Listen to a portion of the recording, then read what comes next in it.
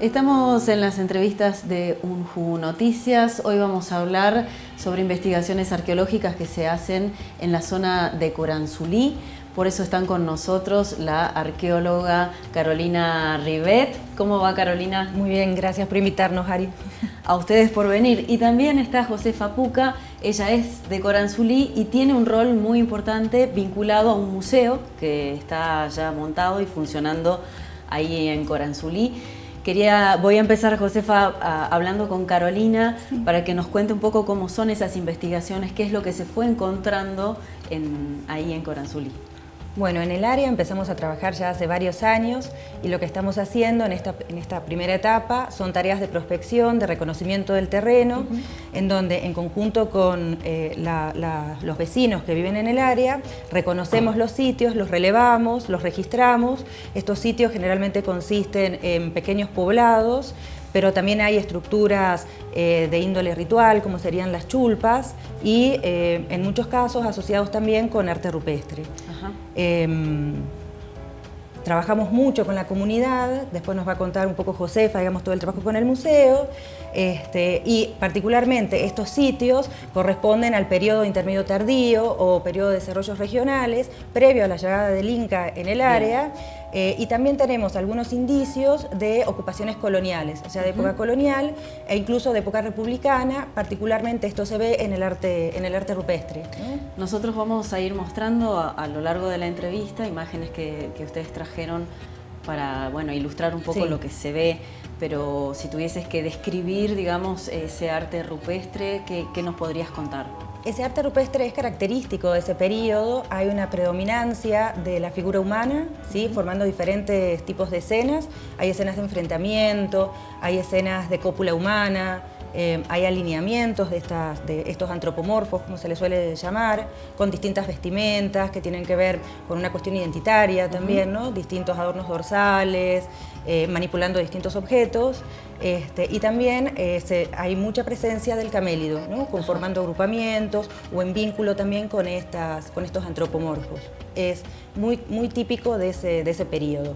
Y después, para época ya colonial, aparecen las cruces de Calvario, e incluso pequeñas representaciones de iglesias, que es bien característico de esa época.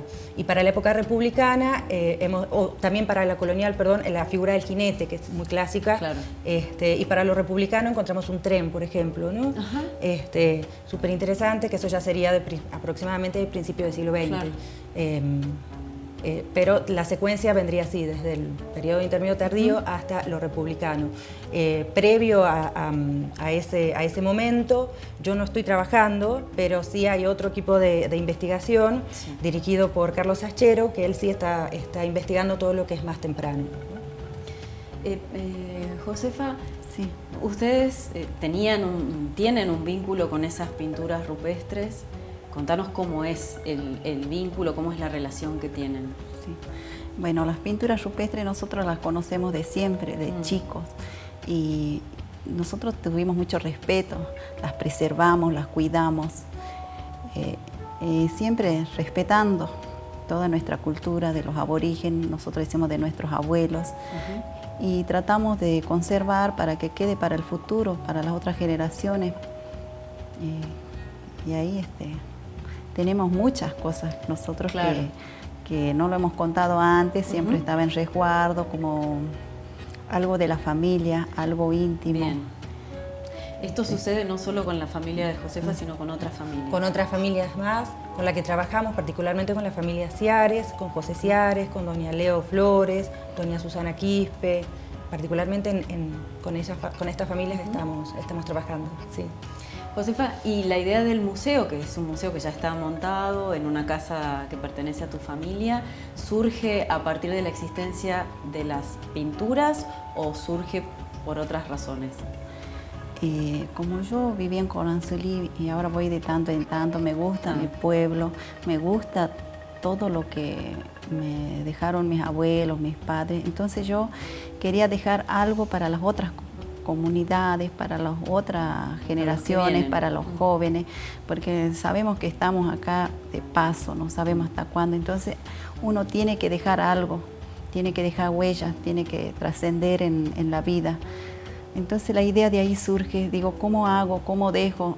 Entonces digo, tengo una casa que me regala mi papá, pero no era de él, era de mis abuelos. Y en esta casa había funcionado la primera escuela en Coranzulí. Entonces estaba ya devastada, caída, digo, bueno, hay que hacer algo acá. Me fijo a las paredes, los cimientos, estaban bien, lo único malo que estaba era el techo. Entonces yo decidí hacer un museo allá por el 2007, 2008, ya hablando con mis hermanos, con la comunidad, digo, voy a hacer un museo. Pero esto tenía que ser a pulmón, a trabajo. Bueno, tuve la suerte de que apareciera Carolina. Claro. Apareció Carolina y bueno, de ahí se agilizó todo el trabajo. Ella tiene un gran equipo de trabajo, entonces se agilizó todo. Se pudo hacer un proyecto. Bueno, Carolina va a contar más. En ese proyecto de restauración y rehabilitación del museo trabajaron muchos investigadores y se debe mencionar particularmente la intervención del arquitecto Jorge Tomasi y de la arquitecta Julieta Barada, entre otros investigadores, arqueólogos y antropólogos, y la comunidad de Coranzulí en general, que también han participado para que eso se pudiera conseguir, ¿no? Lograr. ¿Qué muestra el museo? ¿Qué muestra el museo, José? Tiene cosas muy antiguas, por ahí tiene utensilios, diríamos, de los aborígenes, que la gente tiene, muchos tienen guardados en sus casas. Bueno, un día llamé a la comunidad que pudieran donar, pudieran dejar para que otros vean, se enteren de cosas. Tiene ollas, tiene hachas de piedra, tiene flechas, boleadoras, y después tiene otras cosas que fueron un poco más ya de otros habitantes de Coranzulí que quisieron donar. Hay planchas, hay más recientes en el tiempo. Sí, vasijas, platos, hay instrumentos musicales. También están, que como ya se va perdiendo todo esto en el tiempo, donaron la carona para cargar al burro. Hay costales. Y hay mucho para ver. Mucho para ver. Y mucho para contar. Claro, me imagino no vamos a poder acá en tan poquito tiempo, pero vos habías mencionado las chulpas y quería que cuentes un poco qué pasa con esas casitas, qué función cumplen. Bueno, en época prehispánica las investigaciones indican que estas estructuras estuvieron muy vinculadas con el tema de la ancestralidad, del culto a los ancestros, ¿no?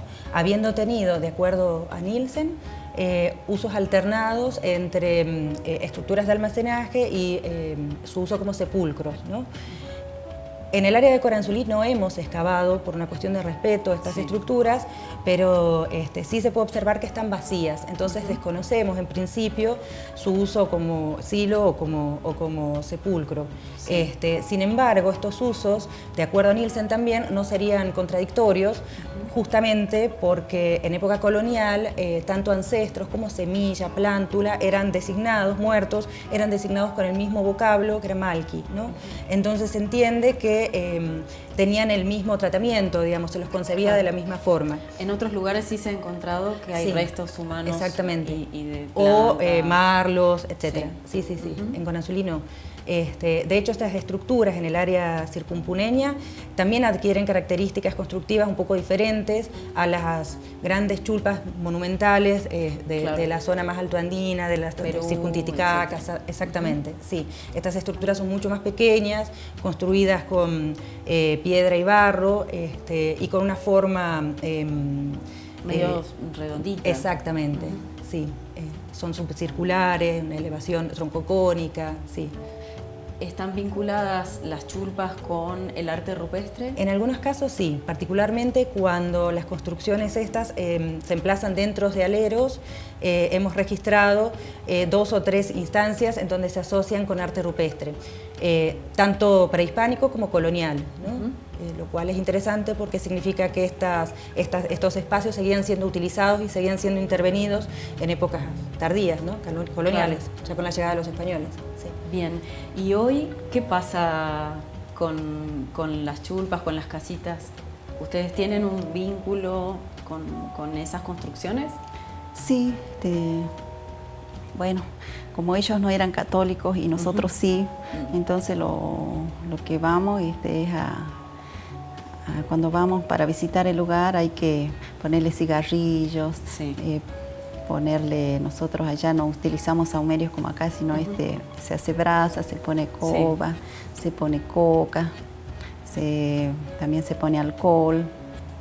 Entonces recién uno pide permiso y puede visitar, explorar el lugar, pero todo en un sentido de un profundo respeto.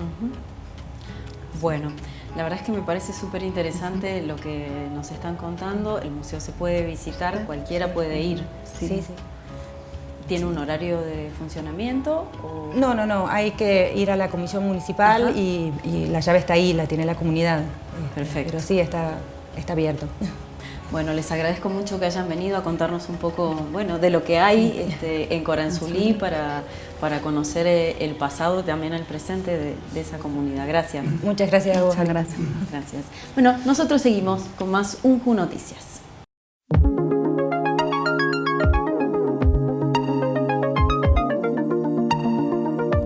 Somos UNJU TV, el primer canal universitario web del NOA y la provincia.